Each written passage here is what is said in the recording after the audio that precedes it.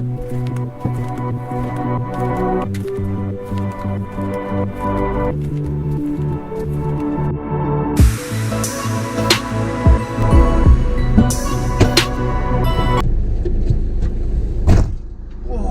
a soggy one outside today. Right, morning people. I'm about to set up on my way. Thought I'd take you on a day with me. Got a 2.5 hour drive down to the Lake District to fit a diesel heater and a swivel base for a passenger seat on the VW T5. The diesel heater is going into the main tank, so I'm going to have to drop the fuel tank on the van. But yeah. Bad breakfast, got me coffee.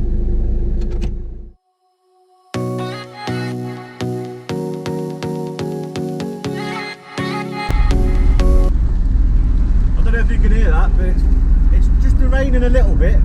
Good old Scotland. I mean, I'm just going outside of Scotland. Well, I say just outside of Scotland. Just going through Dumfries in Galloway, just out the other side. My journey's been made that little bit longer due to falling down trees. I've had to go diversions off here, there and everywhere. I've got an hour and 25 minutes left before I get down to the Lake District. Yeah, it's going to be an interesting drive, to say the least.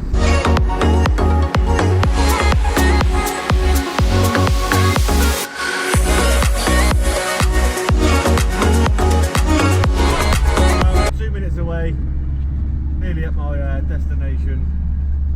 I won't show you the customer's house because that's not right, but I'll show you some bits of me working on the van. It's just starting to snow, that's lovely. There's some tight ass bends, this is going to be fun.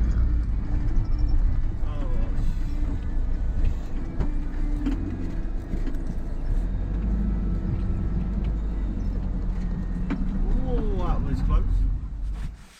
Well, it looks like it's snowing, so this is going to be fun. Just have to put the waterproofs on and get cracking before it gets dark. I think my first job will be drop the tank because I need to get in through the sender unit to put the pickup in for the diesel heater. This is what we're fitting today.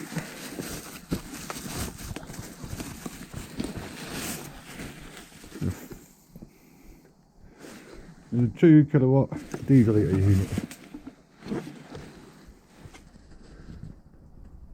I'd all fitted all this rock and roll bed and the cupboards and stuff like that, and yeah, right, the diesel heater is going to go under this driver's seat here. I'm going to plumb it into the main tank, so I think my first job is going to drop the tank, get this out of the way before this snow chucks down. Now it's got to take the under tray off.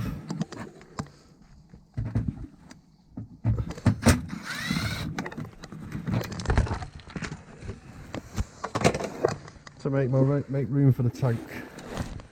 Little by little, there's a load of 8mm screws, 8mm bolts around the outside of this under tray. Holding all this on so I can drop that bad boy down.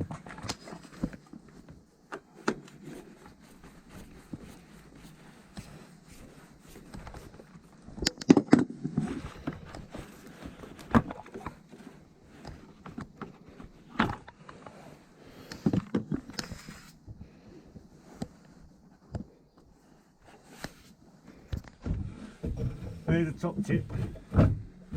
Always put a bit of wood on the bottom of the tank before you put the jack under to support the tank. And try and get it bang in the middle. Makes life a lot easier. Got the fuel line in and the fuel line out. There's 2 little push clips just at the bottom. If you push it in and give it a little tug, it'll come up.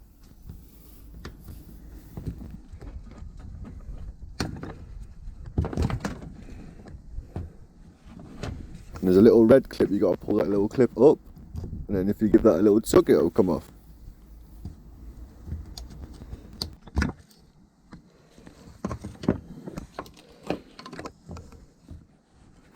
And I'm sure there's a proper tool for this, but hey, if a big pair of grips can't do it, nothing can do it.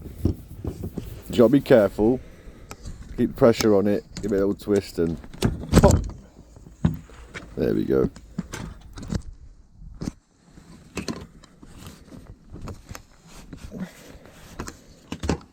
I will say here, there's a little rubber gasket that runs round and it sits just inside the tank, so you got to pop that off first, otherwise the sender unit won't come out. Take your time and don't bend the fuel float. Keep that as away from everything as much as you can. Last thing you want to do is bend that. Obviously I do clean this properly, but I'll just show you now. There's a little square just on top. There's a little nipple just underneath on this sender unit, which I'm going to drill through, and that'll give me my hole for my pickup. So as you see I'm doing here, this is a fuel pocket that I use on all my pickups. They work perfectly, comes with a better white fuel line, and it's a lot cleaner job. No massive holes or anything. So that's all bolted in. You see I've got that running down to the bottom. Obviously you've got to leave a bit of play from the bottom, you don't want it to run straight to the bottom of the tank, and obviously the sender unit compresses, so as you fit that down it presses down, you don't want it to push down into the tank. Temporarily fitted this green line just so you can see the fuel coming up. It's always worth checking that before you all put it back together and realise that it's got a faulty part or whatever, but make sure.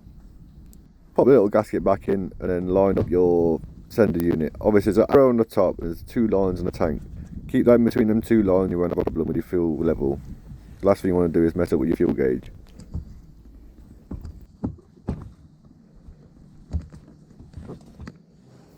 And always make time for a brew and a sarnie. Yes. Right, as you can see here, I've got the fuel line running from the top, running down along the side, following the original fuel lines, because if you follow the fuel lines, you're likely to get it clamped when you put the tank back up again. And with a bit of fiddling, the tank's back up again, the lines are ran. So it's on to taking the driver's seat out, disconnect the airbag wires. Some of them don't have airbags, but just be careful anyway. Last thing you want to do is start pulling on them wires and cause yourself all sorts of mischief. And personally, I feel like when it's going directly to the van floor, I don't see the need in a turret plate. If you can find a nice little gap for your heater to sit, two overlapping holes, use the gasket, obviously it's on the bottom of the heater, that's the bottom of the heater. Then I use the plate, and what I'll do is I'll cut the plate so it matches the format of the floor underneath the van, and then I'll bolt that to the bottom. So that'll run around the bottom. Obviously I'm going to start painting this. I will paint that, it's bare metal. I'm going to dry fit this heater. Just pop this in the hole.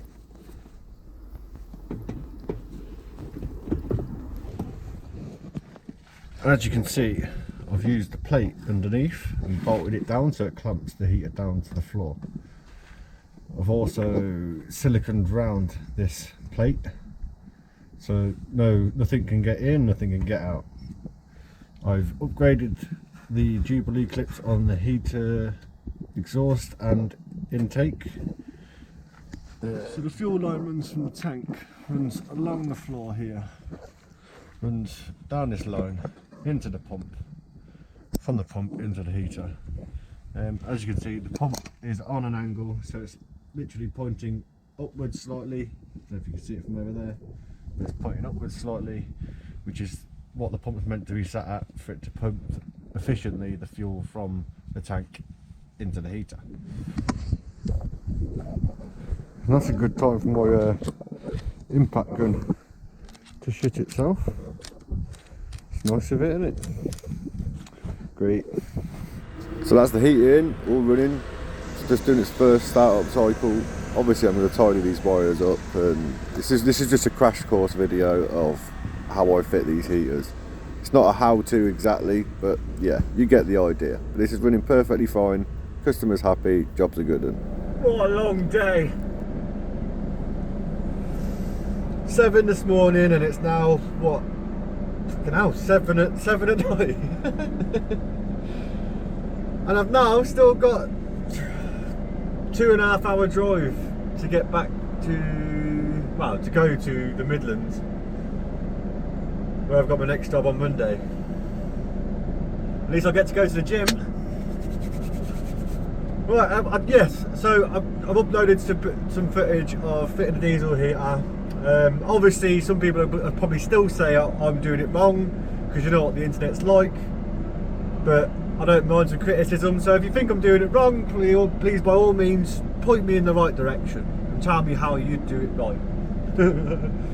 But yeah, anyway, I thought I'd take you on a little day with me. I've still got to do a drive, but I'm just going to go now to the Midlands, about 2.5 hour drive, and then I'll park up in the Midlands, and I'll probably see you next time. But until then, I hope you have a lovely weekend, and I'll see you soon. Ta-da.